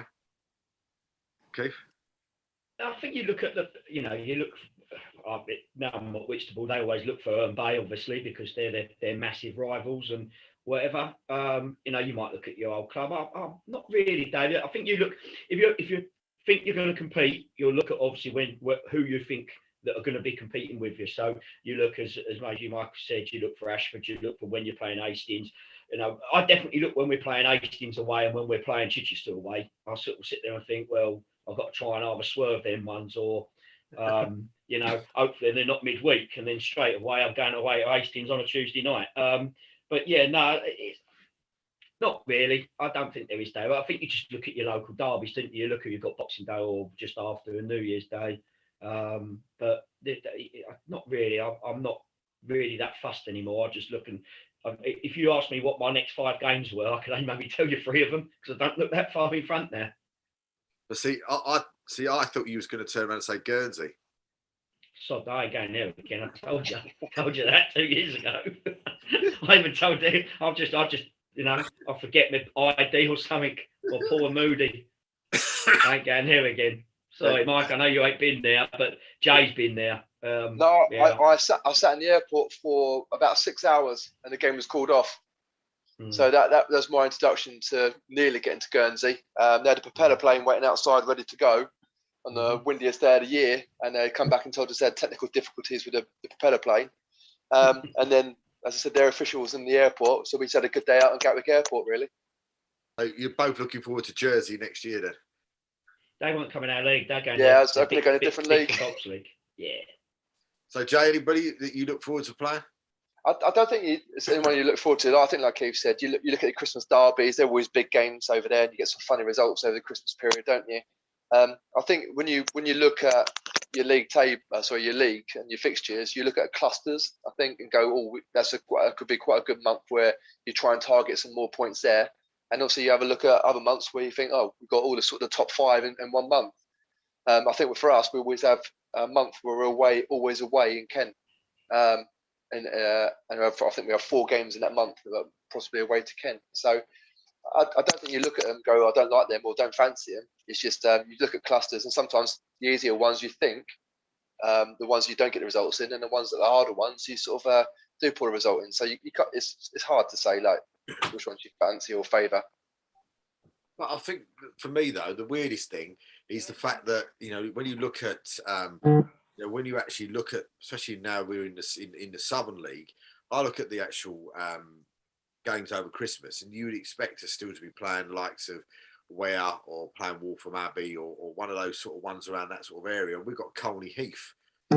It seems to have changed a little bit. And for me, the one game that I thoroughly enjoy looking forward to is literally our home game against Waltham Abbey. And normally that's sort of around sort of Christmas, New Year time, and it's this Saturday. So I'm quite looking forward to that, living in Waltham Abbey and sort of being the youth chairman for years, and now sort of being at Harlow. It's the one that you always sort of look forward to. And also the sort of going back to the previous question, he always seems to be our bogey side as well when it comes to playing a side. It always seems to be them that seem to put in a performance with Mr. Spencer and that, and they always put a performance in against us and end up turning us over. But Mike, is there anyone that you look forward to? No, not so much. Again, just the same as Keith and Jay, really. You probably look and you target certain games, but there's nothing that we looked at this year and were overly excited about or overly worried about in any capacity. So it's just very much this year it was take each game as it comes, in terms of going to Hastings and potentially playing in front of over 1,000 people, or playing at home to Chichester and getting 65 people through the gate. It's all different experiences, and whatever it is there was nothing that really we were overly excited about this year. What about you, Anthony? I've always want the ones where I can almost be more of a supporter to come in when the weather's nice, either at the start or the end of the season, when we can have a nicer train journey and I can sort of take the day off almost and have a beer with the lads rather than. So we always want, you're always going to get Margate, because there's not a lot of Kent clubs. You're going to get them over Christmas, one fixture, and the other one's going to be Easter Monday. So you want the Easter Monday away, really, for me, so that you can have a nice day out on the train rather than in the winter when we've got a New Year's Day, I think, this year. So it's going to be a bit cold and windy and that. But then we get to have them back at our place on Easter Monday, and hopefully we'll still be still be well in the promotion hunt then, and it'll be a big game and a big gate. Is it the local derbies though that always sort of like the ones, you know, that the fans get up for more? Do you think, or is it the ones maybe, you know, like a few years ago when we were up against the likes of Needham Market going up for the title and all that? But is it still those sort of ones that do you feel the fans actually sort of look at for those sort of games first?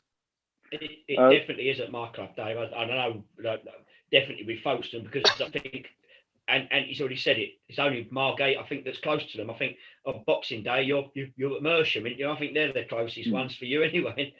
Yeah, got Mersham on the 27th this year, so that's I say you're getting one or two fixtures for your Boxing Day and your thing, and then you've got Cray Valley and Mersham and Margate are the three that always get put for a midweek or a Boxing Day or a bank holiday game, and it's not, you haven't got enough Kent clubs to mix it up, so it's a bit of a shame, really. You know, we look at the South East Division and always hope that sort of we get two Kent clubs come up to us to make that sort of thing a bit easier.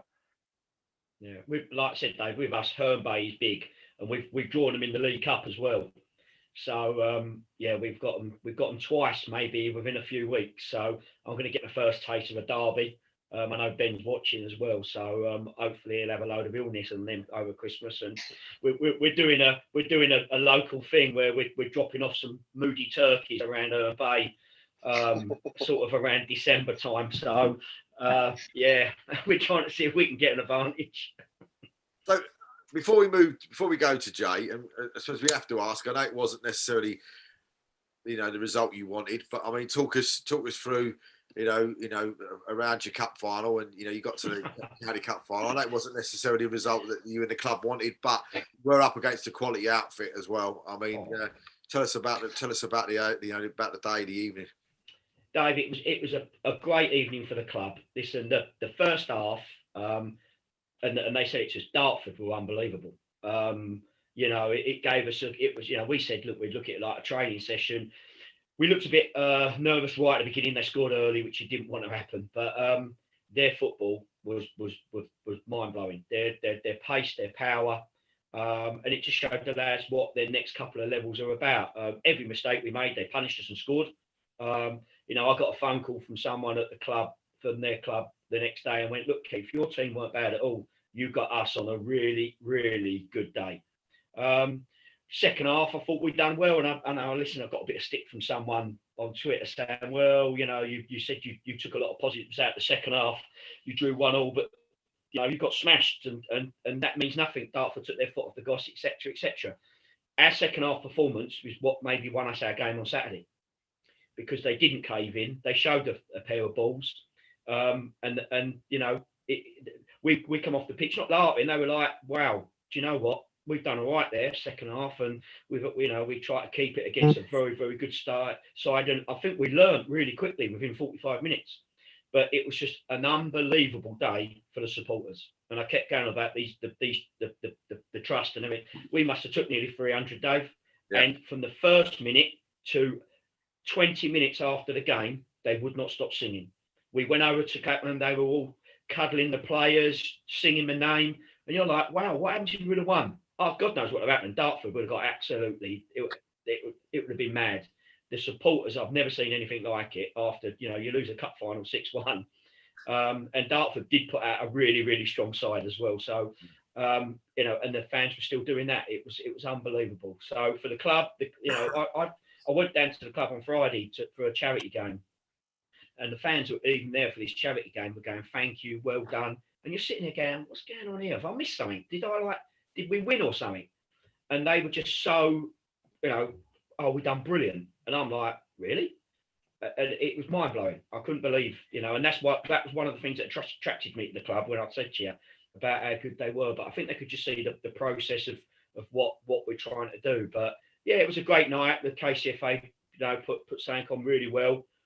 Dartford were great hosts, you know, people that have been there. It's a lovely ground as well. It's only 5 minutes from my house, so that's a right touch. But yeah, no, it was a good crowd as well. So, like I said, the club itself had a fantastic night out, and they deserved it. And what you meant by that was nice touch. It means you could stagger home after the game. You didn't have to get in the car. No, I drove. I didn't I mean, with the county cup games and stuff, though, I mean, are you still in the county cups for last year's and this year's, or was last year's called off? Because wasn't that one the one before? Last year's was called off. So this year, our start, we are meant to be going to Ashford, another great nice Tuesday night on next Tuesday. I think you've got Mike. You've got a. We're at home to Cray Wanderers in a couple of Tuesdays. Yeah. We've still got our final from the Kent senior couple, the one below. We still haven't played our final against Sheppey. We haven't been given a date for that, which is probably nearly 24 months old now. So I think obviously Dartford, Whitstable got preference, and then whether they fit our one in or not. But for me now at this stage, it's probably irrelevant. It's Sheppey are a completely different side. It's not the teams that got to that final necessarily. But yeah, we've got Cray in a couple of weeks. So Jay, tell us a little bit about Burgess Hill. Tell us a little bit about the club and you know what else you do other than managing in the club itself. Well, I've been at Burgess Hill now for about just over 2 years. When I first took over, obviously, it was when we first went into the old lockdown period. So I had a sort of my initial contract was a 2-year contract, and I think I managed for about 5 months when I first took over at Burgess Hill. So that was a bit of a sort of a testing time. And yeah, it's a lovely club. I mean, I live in Burgess Hill as well, so it's literally sort of 5-6 minutes around the corner from where I live. So it's a nice, easy local one for me. And I used to, when I took a year out of football, when I finished playing late, and I decided to get into management, I used to go down around the corner and just watch them play and down there. But yeah, it's a good club. It's a big club. It's a club that I think, though ideally, I'd like to see themselves in the Roman Prem if they could. But they're just after the last sort of 5-6 years, haven't quite hit the heights that they wanted to hit, and haven't found themselves in the sort of league position that they wanted to be in. So that's probably why I got the job, obviously, to see if I can get myself or to get them out of that little sort of spat they were in and progress up the league a little bit. And part of my instructions were, can we bring in local young sort of players that are hungry to help sort of fill those gaps and build up the momentum of the club again. Outside of Burgess Hill, as I said to you guys, I'm manager of the Sussex County Rep Squads, which is a great place for me to find sort of local young talent, but also a lot of them are local with clubs like Worthing, Lewis Ears, Whitehawks, people like that as well. And my full-time job is I work at a college in Brighton, which has its own football program. We're sort of an independent academy. It's called RMA, so it's Russell Martin. Used to be sort of play for Scotland and is a Swansea manager at the moment. It's his academy. So he's from Brighton and wanted to give something back. So he set up this academy down in Brighton, but we went to the college program, set up there, and it's been great for us because we've done well with recruiting there, but also now starting to feed a few boys into our under-18s. Did you say Crimpton next and then Ashford United? Yeah, we're Ashford, and we've got Ashford this Tuesday in the Velocity Trophy, and then obviously we've got them the following week as well. So yeah, they were our first game of the season, and they beat us 3-1 down there, and deservedly so. And yeah, we hopefully we're a bit more on track now to give them a bit of a better game next time. And of course, you can give Anthony some feedback on Uxbridge as well. Yeah, we played them in the last game in the trophy, and admittedly, both teams we didn't play our full strength sides, but also, like Mike said, we didn't go out there to lose either. We put a lot of fringe players in there. I say a lot. We changed about 4 or 5 players around, but the players that I'd happily use in any rhyming game when needed, and got some minutes, and so they went 1-0 up, and then we got back in it late on, and then it went to penalties. So.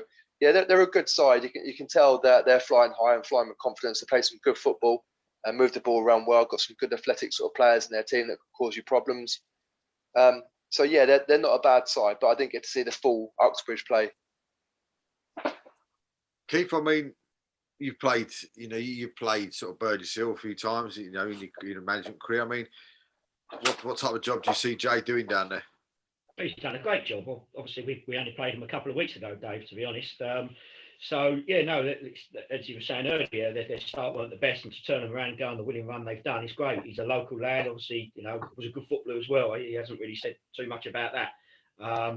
So yeah, no, listen, he's local. It is a decent club, and they've got a good support as well, and he's doing a great job, and it's only going to get better as well. Got some tough games coming up. The Ashford one is hard. Obviously, Tommy's done a fantastic job over there at the moment. They seem to be the side that are just winning and just grinding out results. Not maybe playing brilliant, and that's no disrespect to them, but they're just on this winning round, and they just can't seem to lose. So that's going to be a tough one for them as well. But if they look where they are at the moment.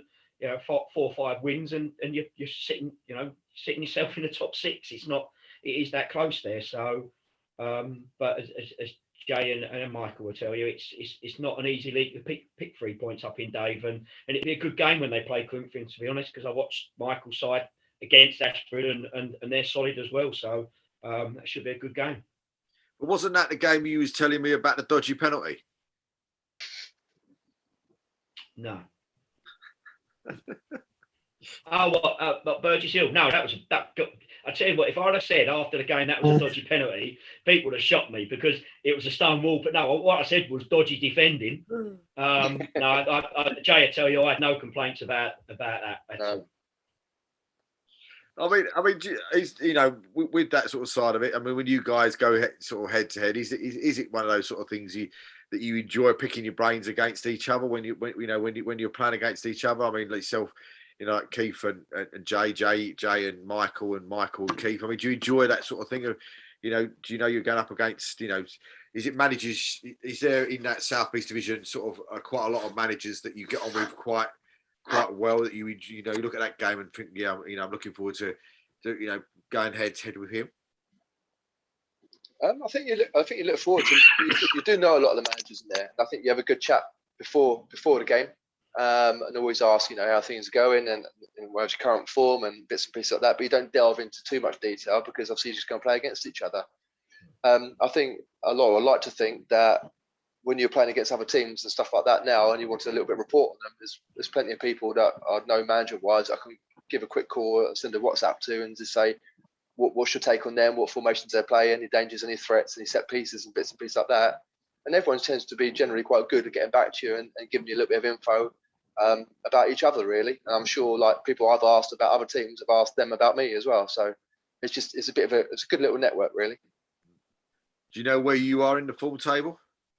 I think we've gone down to 4th now. We were 3rd after Saturday, but the Saturday's draws put us down to 4th, I think. And over 8 games, it's 3rd. Anthony, so you've got another stats man. He knows exactly where he is. Go on then, Michael. Whereabouts are you? Yeah, we're not as high as that. I think we're 16th, somewhere like that. So you're 17th. Keith, whereabouts are you? We're higher than what we are in the league. I think we're 16th, 15th, Dave, something like that. 14th might be. 14th, yeah. Do you know who's below you? Yeah, I do. Of course I do. Just thought you might, yeah. So I mean, funny that, isn't it? Yeah. I mean, it's funny, Dave. I will say that because I don't give a monkeys. When we was coming home in the car on Saturday, my number 2, Steve, went, do you know what? What I said to you, he said, we're going to catch that side. He said, I said it to you. He said, we'll go above them in the league by the end of the year. And I went, are you sure? And he said this when we first took over. I said, they've got a 20-point head start. And he went to me on Saturday, I told you, they're coming. I was laughing. So that is just him. And everyone knows who he's on about. So. Are you surprised this year, though? I mean, with the way the league's sort of panning out, is there anybody in that top part of the league in the South East League that you're surprised that are actually there, and maybe somebody that's struggling, and maybe for Anthony as well, is there people that are in your league that you wasn't expecting to be in that top regions with you, and somebody maybe at the bottom that you wasn't expecting? We'll start with you first, Anthony. Is there anybody up there that you? No, I think with the couple of years we've had with the COVID, you sort of get a grips on sort of who's got that sort of side, they should be at the top. Obviously, Cray have not been. They've been knocking on the door for the last 2 years, but aren't there now? But they've got a completely new side, so obviously they've got to settle down and stuff. But no, you expect Worthing to be up the top, Enfield, you know, Carl Shorten and Hornchurch maybe. Although Carl Shorten have actually, they've not been pushing us at the playoffs at the moment. But yeah, you sort of know where you're going to be, whereas you think, your Wingate and Finchley's maybe the ones that are going to be further down the table. So, because you've had that 2 years, there's not been a lot of change and movements, and you can sort of get a grip on where maybe teams are going to be. But somebody like Worthing, do you just want to see the back of them? One of those sort of things. And I mean that in the nicest way. Is it one of those things, like in your league, maybe the last few years with Hastings? Is it one of those sort of things as a manager in that league that you want to see the back of them in a nice way? So the fact that Worthing go into the National South and as it was the last 2 years that Hastings go up into the Isthmian Prem, is there those sort of sides you just want to sort of see them get rid of them out of the way so that come next year maybe you might have somebody come down from the Prem or somebody from the Conference South that might be as powerful as a Worthing or as a Hastings, just to give you sort of a bit more of a chance to get to where you want to get to? Well, there was obviously a lot of conversations over the 2 years about what they were going to do with promotion and relegation and stuff, and a lot of people said, "Oh, well, Worthing haven't got promotion; they don't deserve it." And to be honest with you, if they'd have sent them up, I don't think they'd have won that league the first year. I think if we'd have played it out, I think Cray would have caught them and won it, and but they may well have gone up in the playoffs anyway. But you look at it and think, if they go up out of our league, that's one less team for us to compete with next year. So if you're actively saying you don't, there's a lot of supporters are saying no, they haven't. You're only harming yourself to keep them in that league for another year or 2 years or whatever. Get them up, get them out of here. They're going to be a National South side before long. They've got a huge fan base. They're doing stuff at the ground all the time. They've got a brilliant setup down there, and they're going to go up. And if we didn't have them in our league now, I think it'd be more open. I still think they'll win it, and fair play to them. They probably deserve to. Yeah, just going into our league, and I don't know what Michael and obviously Jay think, but team that I think has done really well, and obviously the manager sort of taking the reins for the first time properly this year is Sittingbourne. I think they've done very, very well.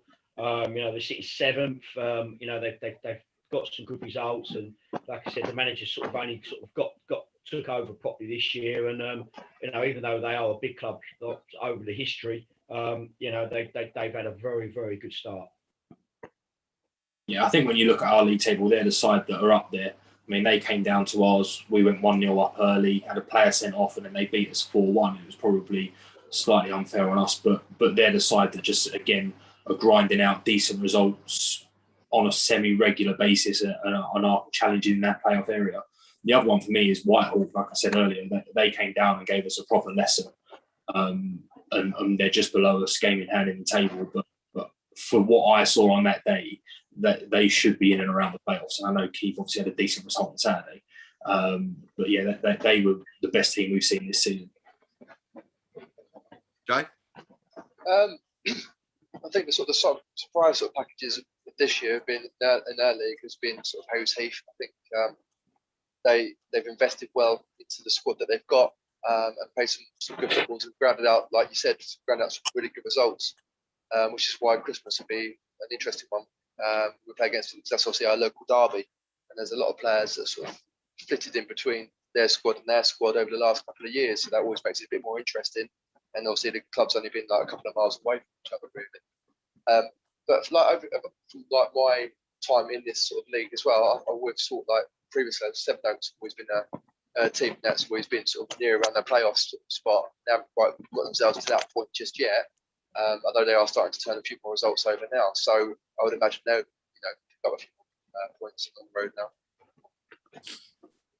When Haywood's Heath, am I right in saying they're a bit of like almost like, not a yo-yo side, but I mean, I think the year when you was with VCD and you was going up, you was trying to get into the playoffs and stuff. They were up there, and then they beat us by a point, Dave. And they're sort of up and down, aren't they? Yeah, they beat us by a point, and then they lost some players. I think some went to Burgess Hill, they moved, and then they were sort of down towards the bottom. The manager moved, left, come back again. and they've done well again. So yeah, no, they like I said, we've got them Saturday, so I hope they have an absolute mare. But I can't see it happening after watching them play in the week on Saturday. They had a very, they beat Hastings and looked like they played very, very well and all. And they're in the League Cup tomorrow. And, as normal, you're sitting there thinking, right, am I going down there? What sort of side they're going to put out? But yeah, no, they have done well. A lot of their squad's also been together and used to playing with each other. So that, as Michael's team is, and that helps as well massively. Yeah, it's so huge. yeah, they have done well. Everyone else around the top of Ashford, Cray, Ramsgate, I think everyone knew were going to be up there because they've invested massively. Herne Bay and Hastings, they're the ones that you sort of look at that you would expect to be in them positions anyway. I mean, one of the divisions, I know it's not your guys' division, but we haven't spoke too much about it, considering that it seems to be. If you're as old as I am, you remember the old Mike Reid TV show called Run Around Now, and it just seems a little bit like that with the managers in the North Division. Everybody seems to have got into that thing of rid of their managers lately in the Isthmian North. But I mean, that sort of division again still looks pretty strong. I mean, I suppose the surprise package for me would be Dereham sitting in second. Yeah, you say that, Dave, but Dereham's always been, strong. And you speak to most clubs, that was one of the places when I was in the North, you're like, oh God, we've got to go up there. That's a tough old game. But just on the managerial thing, obviously with Justin yesterday, sort of not, leaving Barking whichever way, which is, he's one of the hardest working managers there are. So it just goes to show you. But like I said, that league is so tough. A lot of clubs obviously want to get in the playoffs and think if they're not, they're going to make changes. Sometimes it's not the best time to do it. There's clubs that I think have had more than one change within the year, which again is with 15, 14 games doesn't make no sense to me either, to be honest. You still got over half the season. Massive things can change hugely, but there are some big hitters in that league. We played Canvey Island, the FA Trophy. They were excellent against us. They're one of the most free-flowing sort of footballing sides, but very well organised. As you said about managers moving, there's got some going because of some moving on to better things. Their guys obviously all went off to Southend, so that was a great move for them. It shows how well they've done at that club. I'd say, was that a good move? Well, in terms of the club size of the club, yeah. No, I'm joking. But if you look at, I suppose, I mean, again, and I might miss a few out, but if you start going down the table, Canvey Island changed their manager, Averley changed their manager, Grays changed their manager, Brentwood have changed their manager, Coggeshall have changed their manager, Haybridge Swifts have, Tilbury have, Basildon have, Barking have, Whittam have, and Holbridge Sports have. So, I mean, adding all that up, it's got to be almost 50% of the, maybe more of the managers of all. Do you know what though, Dave? And it just goes to show how many of them teams you've called out are renowned for changing their managers. Quite a lot of them. Yeah, true. Quite a lot of them. Maybe they need to think and maybe stick with one, and they might get a bit more success. And obviously, we're on the managers' union here, but sometimes the grass isn't always greener, and I think it's showing at some of the clubs that have done that as well. I'm not saying that some don't deserve it, but like I said, there's a couple of them clubs that have changed their manager more than once or twice. A couple were surprised, some wasn't. But some just want instant success, and as I think you need to build a club more than buy one. Sometimes you get away with it, but building a club comes hand in hand, I think, and also that when you're taking a job, I know as a manager, do you look at a club and think they're renowned for sacking managers? Is it worth me doing that? Because when I looked at my next job, and I said that to you, I looked at a club for a long-term plan as well. I didn't want to go a club that was going to give me a load of money for 6 months or a year, and then a year later we're fighting because we've got no money and we're struggling. I think that's important as well. But that's just the time in my career. Would you go to one of these clubs as a manager that may be renowned for getting rid of their manager? Would you go to them and go, right, I want a contract? If you know that that's the type of club that sort of gives you a few games and then chucks you out the window, would you sort of say to them, well, fine, if you want me, then you got to give me at least a season's contract or something along those sort of lines, just so that you're looking after yourself? You'd hope the club would come to you and say that we'll give you that contract if you're in that sort of situation. And if it's a long-term project, then you'd hope it would be like a 2-year contract where you're not only, as Keith said, you're not only sort out the first team, but you sort out the background stuff. It's important to get the background right before we can move forward anywhere. Yeah. I mean, what would you have said was the most surprising managerial change this year so far? Do you know, Dave, when I've looked, Averley shocked me quite a bit, if I'm honest, because of what they'd done last year and you know, and the trophy and whatever, or the year before, and they're there and thereabouts, and they seem to back them. And like I said, that was a bit of a shock to me, if I'm honest. There's a few, but that one was a bit of a shock to me. What about Joe and Michael and Anthony? What was the one that surprised you? I think in terms of club-wise, not necessarily the actual manager, but Leatherhead seems to be going through sort of all the motions at the moment. One manager in, one manager taking over the club, one manager bringing his players in, one manager leaving. This seems to be a lot of turnaround. So hopefully, you know, Leatherhead's a good club. It's a big club. Hopefully they stabilise themselves, get themselves back on track. Michael? I was going to say Leatherhead as well. I think when you look at what's going on there, it just seems a little bit strange when you just for a decent sized club, they stabilise quite quickly. I think one of the managerial changes that did work, we played them just as they changed the manager, was Brentwood, who then won their next 9, putting the new gaffer in, and obviously they lost on Saturday against Dulwich Hamlet. But they're a side that now I reckon that they'll start climbing that table and they'll be pushing up in that playoffs for sure. But again, Michael, another club, and I like Brentwood really well. Another club that's renowned for changing their manager quite a lot. It wasn't a surprise, was it? Yeah, no, and that's what, you know, you say with the Leatherhead thing. I sort of know a little bit about the club. They are sort of not as stable as what they were a few years ago, and I think they maybe COVID hit them badly. They've had issues, obviously, with flooding, things like that financially has hurt the club as well. So, you know, I think they're just going through a bit of a transition period at the moment. So I suppose I'll leave my last question to in a second, but it has just been announced, and I'm sitting there shaking my head in complete and utter disbelief. But, it says here that Lionel Messi's won the Ballon d'Or again, and it must be the only name that they know, I think, in all fairness, because he's done absolutely sod all for the last 2.5 seasons and still keeps winning it. But there we go, enough of that. I mean, the most surprising result though in the FA Trophy over the weekend. Would you say it was Concord losing 5-0 at home to AFC Tottenham? Tottenham's a good side, Dave. I said that to you before. I've been there, and they've had some good results. When we spoke to, we done the Southern League one the other week, and we was talking to the lads, you know, and they were having Tottenham. They've had as we were just saying, saying about Uxbridge, they've had a really good start to the league, and when they're doing that, Concord going through a little bit of a transition period themselves with obviously the new manager and it taking time. You know, you don't know what went on in that game. So I tell you what was a brilliant result was Cray Wanderers, against Ebbsfleet, because Ebbsfleet are flying, and that was an absolute great result. 5-3 on penalties.